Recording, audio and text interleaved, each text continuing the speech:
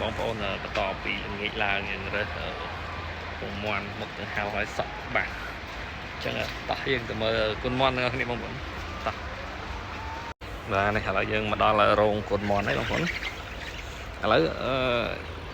ចង់ដឹងថាទម្ងន់គុនមាន់របស់យើងហ្នឹងរយៈពេល30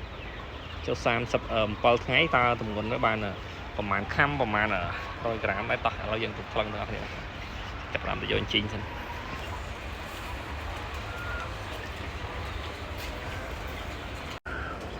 បងប្អូនឥឡូវយើងយកជីងមកហើយជីងរបស់យើងនេះគឺទម្ងន់2 គីឡូឥ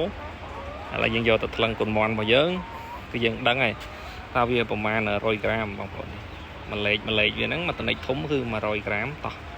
ឥឡូវយើងទៅថ្លឹងទាំងអស់គ្នា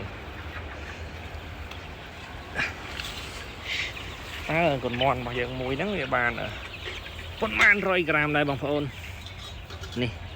ឥឡូវនេះដាក់ជីងឲ្យបងប្អូនមើលនេះចឹងយើងមើលច្បាស់ហើយនេះទៅថាទាំងអីហ្នឹងឥឡូវយើងចាប់មកបងប្អូនមាន់របស់ខ្ញុំនេះគឺសាំងឥឡូវយើងចាប់មើលដល់បានថ្លឹងវាបាន100 ក្រាមតោះឲ្យឡើងជីងបាទ4 ខាំកន្លះបងប្អូន4 ខាំកន្លះឥឡូវខ្ញុំចាប់មួយទៀត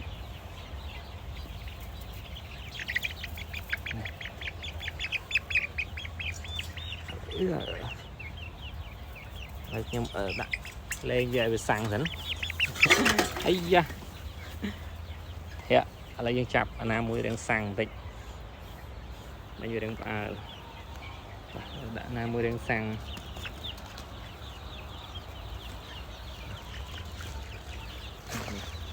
អូយកញ្ញានេះរៀងសាំងតឡើងលើជាន់ថាសដែកទៅជាផ្អើលវិញអីយ៉ាអីយ៉ូតោះហើយយើងបន្តចាប់ទៀត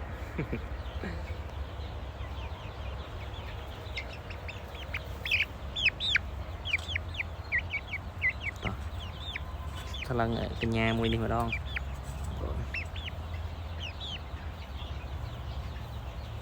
បាទបាន440 ក្រាមបងប្អូន4 ខាំកន្លះ4 ខាំកន្លះឥឡូវយើងចាប់ត្រមកណារៀងធំជាងគេបន្តិចព្រោះថ្ងៃនេះទៅមើលចាប់សាំងហើយហើយយើងរកមើលមួយណាដែលរៀងធំគីឡូដែលធំជាងគេមើលបានកន្លះគីឡូអត់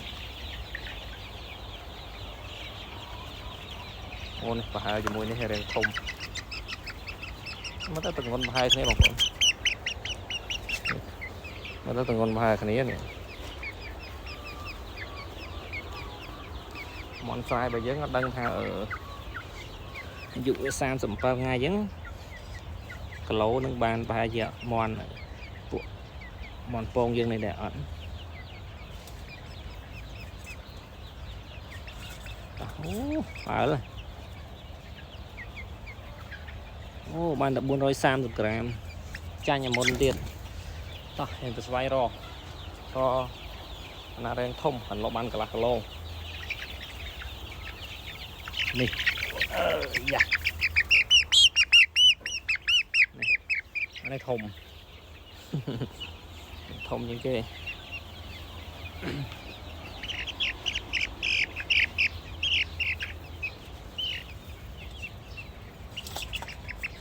អីយ៉ា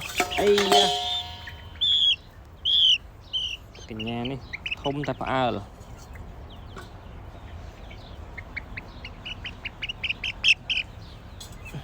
ជីយាមឡើងទៀត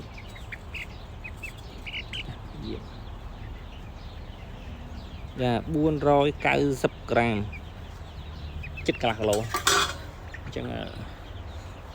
មាន់របស់យើងចន្លោះពី4 ខាំកន្លះទៅ 5 ខាំបងប្អូននេះអាយុវា37 ថ្ងៃបងប្អូនទាំងអស់2000 ជាងហ្នឹងហើយវីដេអូថ្ងៃនេះមានតែចែកម្លែកបងប្អូនពីបាទអាយុមាន់ហើយនឹងគីឡូមាន់តើវាត្រូវស្តង់ដាររបស់យើងអត់